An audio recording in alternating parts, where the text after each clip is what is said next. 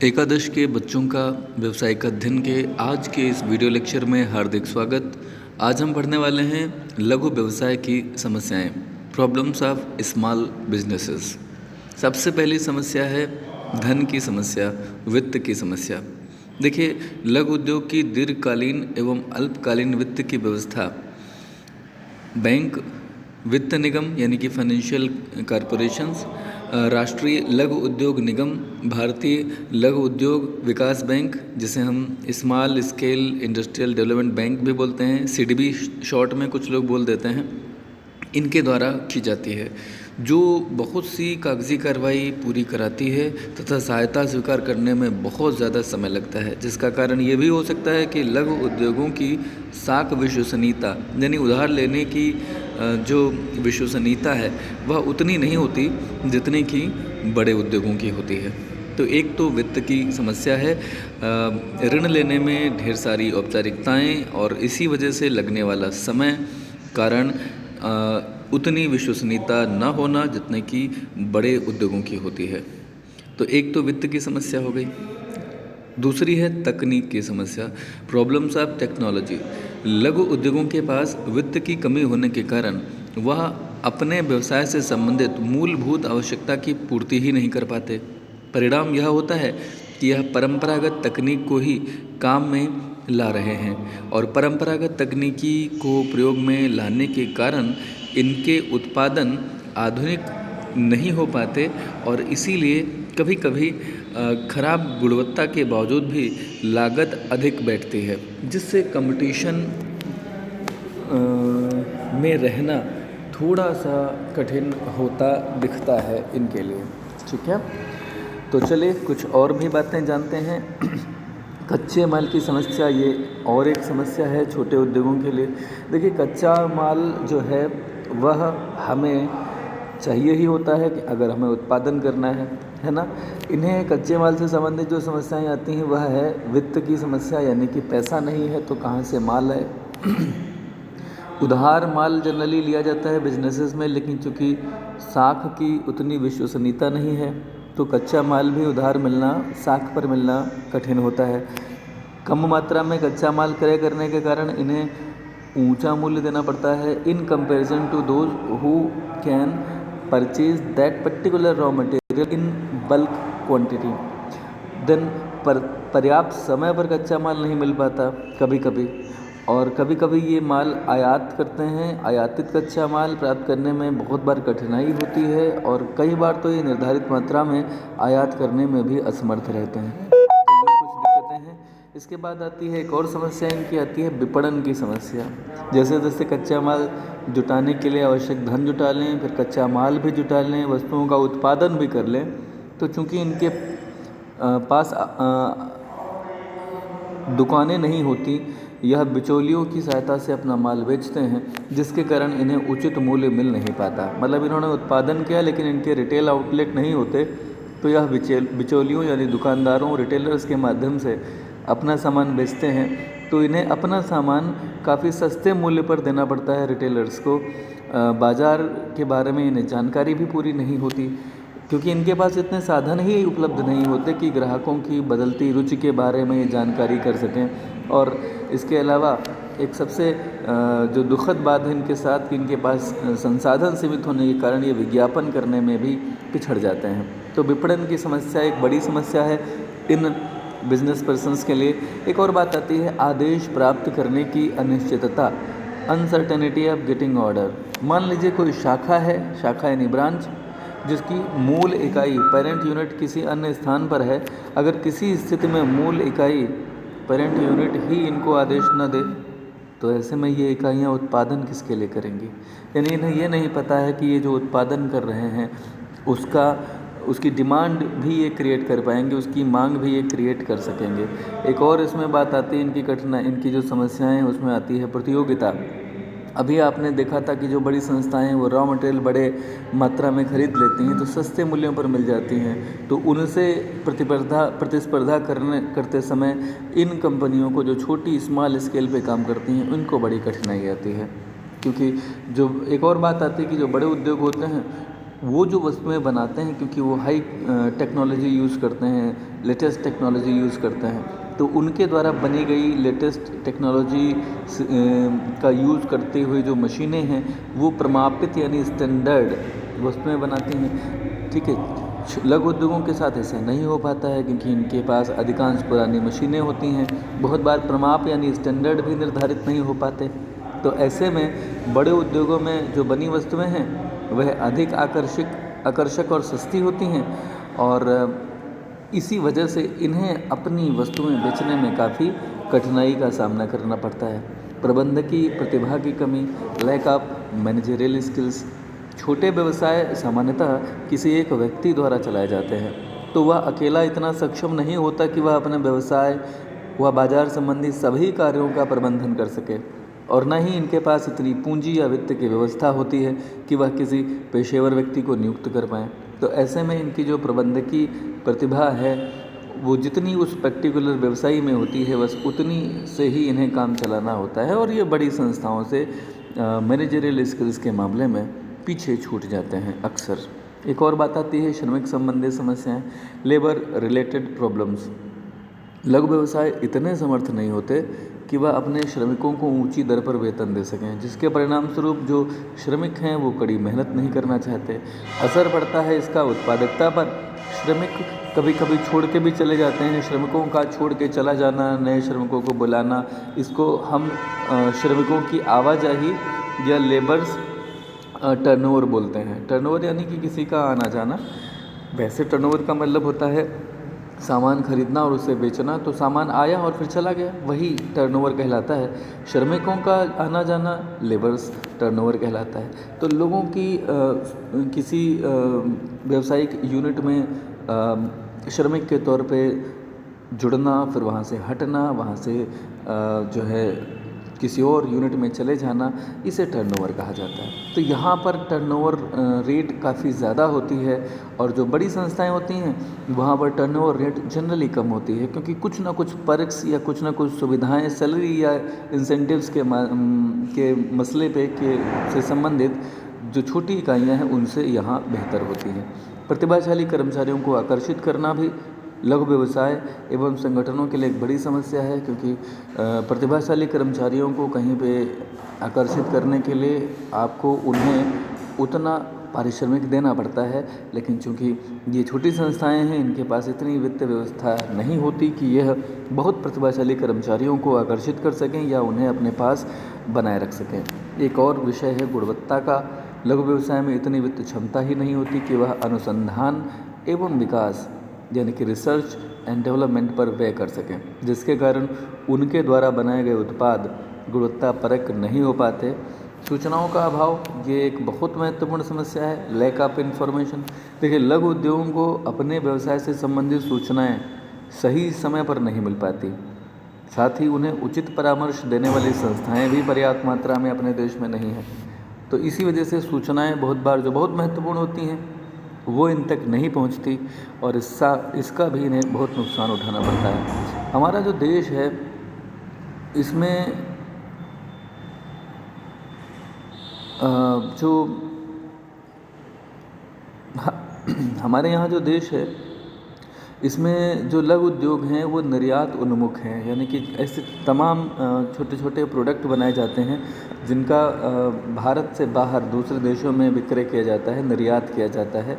लेकिन निर्यात की अगर बात करें तो उनके कुछ पैरामीटर्स यानी मापदंड तय कर दिए गए हैं। जो मापदंड पहले से तय कर दिए गए हैं, अगर निर्यात किए जाने वाला उत्पाद उन मापदंडों पर खरा न उतरे तो ऐसे में कस्टम द्वारा उस उत्पाद को निर्यात के लिए अस्वीकार कर दिया जाता है। यानी कि जो सीमा की अथॉरिटीज़ हैं वो उस सामान को निर्यात करने के लिए ही अनुमति नहीं प्रदान किए जाते हैं।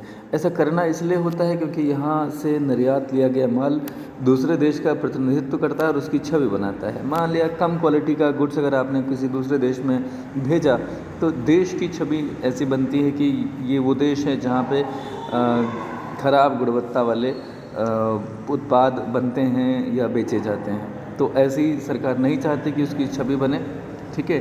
तो देश में घटिया किस्म का उत्पाद न तो बने, यही कोशिश सरकार करती है, और अगर किसी कारण से वह बन गया है तो कम से कम दूसरे देश में उसका निर्यात ना हो, इसके लिए कस्टम के अधिकारी हैं और वह ऐसे वस्तुओं को, ऐसे उत्पादों को बाहर जाने से रोकते हैं। ठीक है, अगर ऐसा हो जाए, किसी लघु उद्योग का उत्पाद अगर निर्यात के लिए अस्वीकार कर दिया जाए तो फिर तो उसे काफ़ी ज़्यादा नुकसान उठाना पड़ सकता है और यह भी एक जोखिम है जो इनको उठाना पड़ता है। निर्यात उन्मुख यानी जो एक्सपोर्ट ओरिएंटेड जो स्मॉल इंडस्ट्रीज़ हैं उनको ये दिक्कत आती है। यहाँ इंपोर्ट शब्द आ गया है, इसको एक्सपोर्ट लिखेंगे क्योंकि निर्यात का मतलब एक्सपोर्ट होता है। रुग्णता, सिकनेस।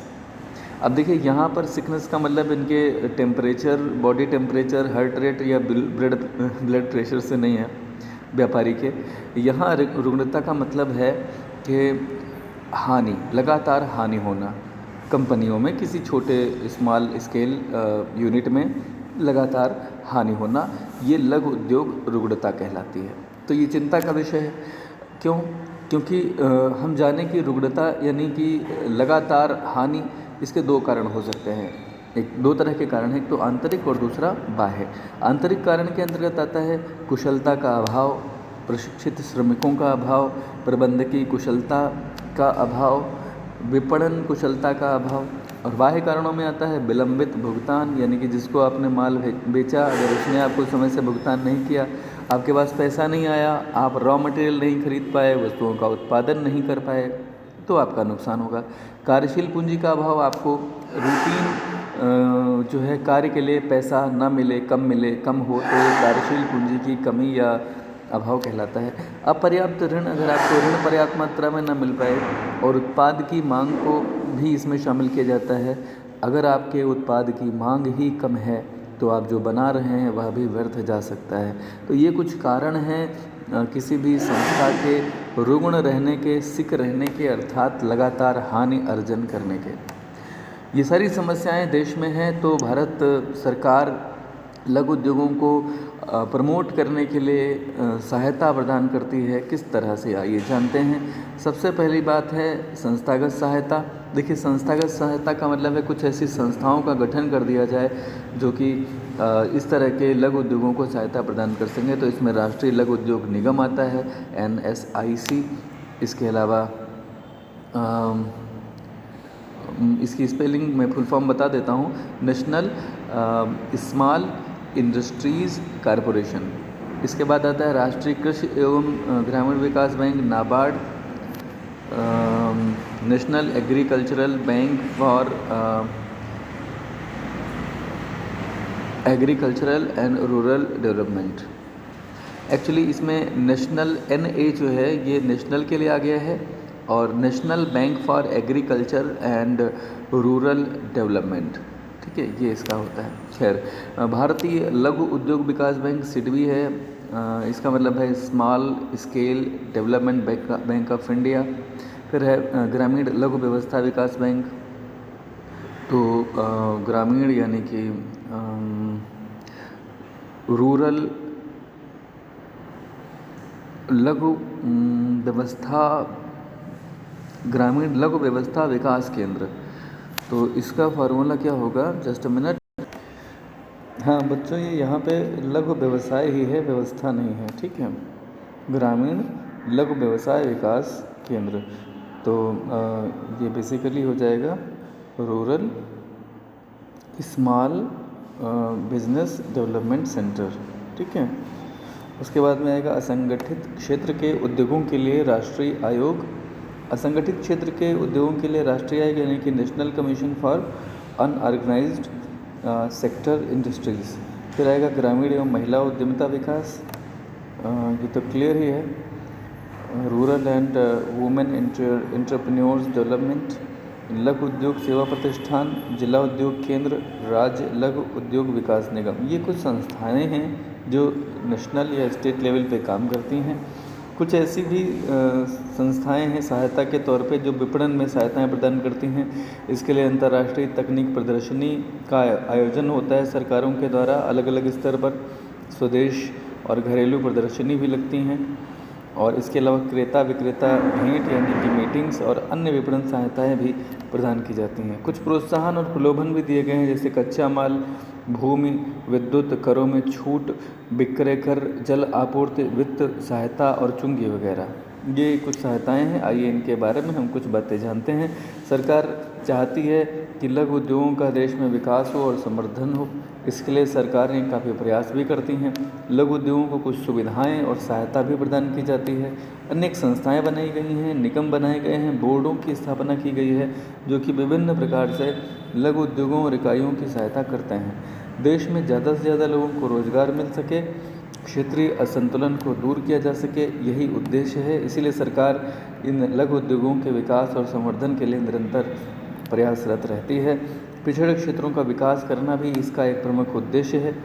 केंद्र की और राज्य की सरकारें विभिन्न प्रकार के प्रोग्राम चलाती हैं और विभिन्न संस्थाओं द्वारा सुविधाएं इन लघु उद्योगों को प्रदान की जाती हैं। सबसे पहले हम उन संस्थाओं के बारे में जानेंगे जो लघु उद्योगों को सहायता देते हैं। सबसे पहले इसमें आता है राष्ट्रीय लघु उद्योग निगम limited, national small industries corporation, NSIC। देखिए, इसकी स्थापना हुई थी 1955 में। ठीक है, राष्ट्रीय लघु उद्योग निगम लिमिटेड स्थापना कब हुई? 1955 में। और इसका मुख्य उद्देश्य था लघु उद्योगों एवं लघु व्यवसायों का विकास एवं संवर्धन करना। इस निगम द्वारा देशी, स्थानीय और आयातित दोनों ही प्रकार की मशीनों को किराया क्रय पद्धति द्वारा, किराया क्रय पद्धति वह होती है जिसमें आप सामान्य किराए से थोड़ा ज़्यादा किराया प्रति माह चुकाते हैं विक्रेता को और अंतिम किस्त चुकाते ही वह मशीन आपकी हो जाती है। तो ये किराया पे ली गई मशीन, किराए के माध्यम से ली गई मशीन को क्रय करने की एक पद्धति होती है। अंतिम किस्त चुकाते ही मालिकाना हक किराए पर लेने वाले का हो जाता है, लेकिन जब तक वह अंतिम किस्त नहीं देता तब तक मालिकाना हक विक्रेता का ही रहता है। तो चलिए, किराया क्रय पद्धति द्वारा आसान शर्तों पर बड़ी मशीनें, महंगी मशीनें उपलब्ध करवाया जाना, साथ ही साथ लघु उद्योगों द्वारा बनाए गए उत्पाद विदेशों में निर्यात कार्य में भी ये राष्ट्रीय लघु उद्योग निगम लिमिटेड सहायता करता है। राष्ट्रीय लघु उद्योग निगम लिमिटेड लघु उद्योगों को परामर्श की सेवाएं भी देते हैं, यानी कि अगर कोई सलाह चाहिए तो वो सलाह भी ये उपलब्ध कराते हैं। निगम द्वारा लघु उद्योगों को ये भी बताया जाता है कि कैसे वह अपनी तकनीक को और बेहतर बना सकते हैं और कैसे अच्छी से अच्छी तकनीक को अपने बिजनेस में वो ला सकते हैं। इसके द्वारा, यानी कि राष्ट्रीय लघु उद्योग निगम लिमिटेड के द्वारा software technology park, technology transfer centre भी बनाए जाते हैं जहां पर तकनीक को आसानी से हस्तांतरित किया जा सकता है। ये था पहली संस्था। अब हम बात करते हैं राष्ट्रीय कृषि एवं विकास ग्रामीण विकास बैंक की, नाबार्ड इसे शॉर्ट में बोला जाता है, national agriculture and rural development bank. तो नाबार्ड को स्थापित किया गया कब? 1982 में। ध्यान रखिएगा, ये सवाल बनता है बहुविकल्पीय में। नाबार्ड की स्थापना कब हुई? 1982 में। नाबार्ड कृषि एवं ग्रामीण विकास के लिए वित्त की सहायता प्रदान करता है, यानी कि जो लोग कृषि कार्य में लगे हैं या ग्रामीण स्तर पर अगर कोई लघु उद्योग में लगे हैं तो उनको सहायता प्रदान करना इसका प्रमुख कार्य है। प्रत्यक्ष रूप से ऋण उपलब्ध तो ये नहीं कराता, लेकिन ये क्षेत्रीय ग्रामीण बैंक और सहकारी बैंकों के द्वारा लोगों को वित्त की सहायता या ऋण उपलब्ध करवाते हैं, यानी कि यह ग्रामीण बैंकों और सहकारी बैंकों को ऋण उपलब्ध कराते हैं। किन्हें ऋण उपलब्ध कराते हैं? जो कृषि कार्य में लगे हैं या बहुत छोटे स्तर पर व्यवसाय करते हैं, जो कुटीर एवं ग्रामीण उद्योग में लगे हुए हैं, ऐसे लोगों को ऋण प्रदान करवाना किसके ज़रिए? ग्रामीण बैंक और सहकारी बैंकों के द्वारा। ये कार्य किसका है? राष्ट्रीय कृषि एवं ग्रामीण विकास बैंक, यानी कि national agriculture and rural development bank, NABARD का। स्थापना कब हुई? 1982 में। नाबार्ड द्वारा निरीक्षण कार्य एवं अनुसंधान कार्य भी लगातार किया जाता है। बात करें तीसरी संस्था भारतीय लघु उद्योग विकास बैंक की, small industrial development bank of India, CDB इसे शॉर्ट में बोलते हैं कभी कभी, कुछ लोग इसे SIDBI भी बोलते हैं, एज़ पर योर चॉइस नाम है, आप जैसे चाहें ले सकते हैं। CDB की स्थापना हुई 1990 में, ठीक 8 साल बाद 1982 में नाबार्ड की स्थापना और CDB की स्थापना 1990 में। इसकी स्थापना लघु स्तर के उद्योगों एवं उद्यमियों को वित्तीय सहायता प्रदान करने के लिए हुई, उनके संवर्धन एवं सर्वांगीण विकास के लिए की गई। भारत में जितनी भी वित्तीय संस्थाएं हैं जिनके शीर्ष बैंक के रूप में सिडबी भी काम करता है। ये एक ऐसा बैंक है जो प्रत्यक्ष और अप्रत्यक्ष दोनों ही तरीक़ों से लघु उद्योग को वित्तीय सहायता प्रदान करता है। इसके द्वारा अलग अलग प्रकार की योजनाएं चलाई जाती हैं, जिसके तहत विभिन्न प्रकार की सुविधाएं भी प्रदान की जाती हैं। साथ ही साथ इसी प्रकार का कार्य करने वाली अन्य संस्थाओं के साथ समन्वय यानी कि सहयोग स्थापित करने का कार्य भी यही करता है।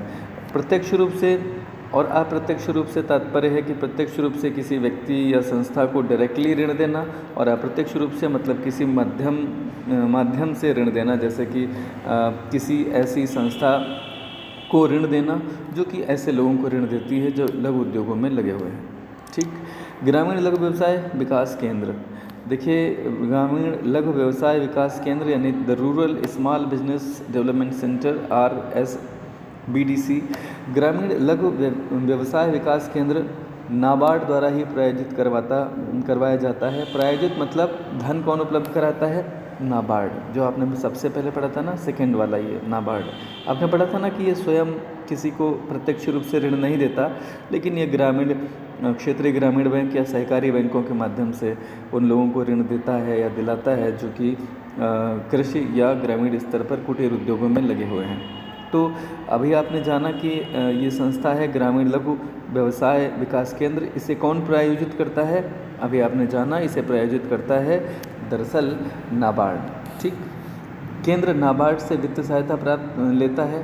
केंद्र नाबार्ड से वित्त सहायता लेगा, फिर वह सारे कार्य करता है जो इन्हें सौंपे गए हैं। कौन सा केंद्र? यही ग्रामीण लघु व्यवसाय विकास केंद्र। यहाँ केंद्र का मतलब केंद्र सरकार नहीं है, ध्यान रखिएगा। ये जो सेंटर है ये नाबार्ड से सहायता लेगा और वह सारे कार्य करेगा जिसके लिए जो इन्हें सौंपे गए हैं। तो ये कार्य क्या करेगा? दरअसल यह विशेष रूप से पिछड़ी जाति और पिछड़े क्षेत्रों में बनाया जाता है, जिनको उनका हक नहीं मिल पाया है या जो उतने विकसित नहीं हो सके जितनी कि अन्य जातियां या अन्य क्षेत्र हो सके हैं।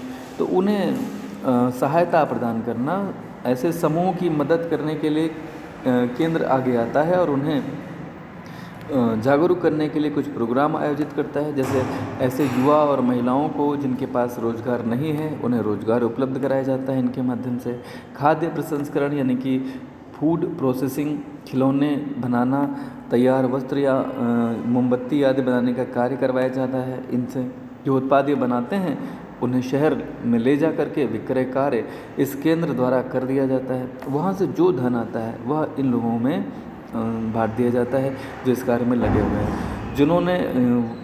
जिन्होंने वह उत्पाद तैयार किया है उन्हें वह धन मिल जाता है। इस तरह से लोगों को रोज़गार मिलता है, महिलाओं में उद्यमिता का विकास होता है और लोग अपनी जीविका का अर्जन करने में सक्षम हो पाते हैं। तो ये था ग्रामीण लघु विकास व्यवसाय विकास केंद्र।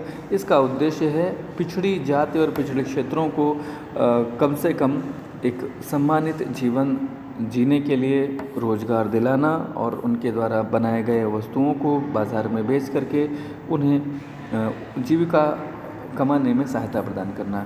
पांचवी संस्था जो इस तरह से मदद करती है कुटीर उद्योगों को, लघु उद्योगों को आगे बढ़ाने में, वह है असंगठित क्षेत्र के उद्यमों के लिए राष्ट्रीय आयोग, the national commission for enterprises in the unorganised sector, NCEUS। असंगठित क्षेत्र के उद्यमों के लिए राष्ट्रीय आयोग बना था वर्ष 2004 में। कब बना था? 2004 में। असंगठित क्षेत्र मतलब जो जिनका कोई अपना संगठन नहीं है। जैसे आप जानते हैं एडवोकेट्स हैं, एडवोकेट यानी कि मैंने गलत शब्द ले लिया, हिंदी में इन्हें वकील बोलते हैं या अधिवक्ता बोलते हैं। अब इनका एक संगठन है जिसे हम बार काउंसिल बोलते हैं, BAR, बार काउंसिल, है ना। इसी तरह से जो डॉक्टर्स हैं, ठीक है, इनका ऑल इंडिया मेडिकल एसोसिएशन है, AIMA। टीचर्स जो हैं उनके अपने अपने संगठन हैं, सबके अपने अपने संगठन हैं, लेकिन कुछ लोग ऐसे कामगार हैं जिनका अपना कोई संगठन नहीं है और इन्हीं लोगों को अनऑर्गेनाइज्ड सेक्टर बोला जाता है। तो ये एक आयोग बना था वर्ष 2004 में असंगठित क्षेत्र के उद्यमों के लिए। ये आयोग असंगठित क्षेत्र पर लघु उद्यमियों पर ध्यान केंद्रित करता है। यह लघु उद्यमियों को उत्पादकता बढ़ाने के उपाय बताते हैं एवं सुझाव देते हैं। यह क्षेत्र विशेष में रोजगार सृजन करने का कार्य करते हैं। इनके द्वारा सरकार असंगठित क्षेत्र या अनौपचारिक क्षेत्र को सामाजिक सुरक्षा भी देती है सोशल सिक्योरिटी स्कीम चला करके। इन असंगठित क्षेत्रों के लिए छोटे छोटे वित्त की व्यवस्था करने का कार्य भी इनके द्वारा किया गया है।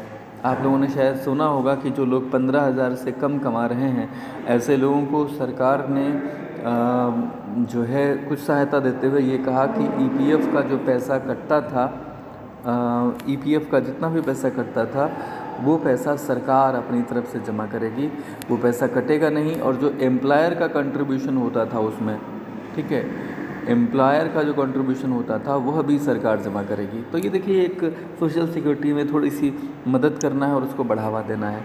एक और इसमें संस्था है जो बड़े लेवल पे काम करती है, इसको आपको सुनने की आवश्यकता है, ध्यान से सुनिएगा। महिलाओं में उद्यमिता का विकास करने के लिए rural and women entrepreneurship development के पर्पज़ से ये एक विशेष संस्था है जो बनाई गई। ये महिला उद्यमियों पर ध्यान देती है।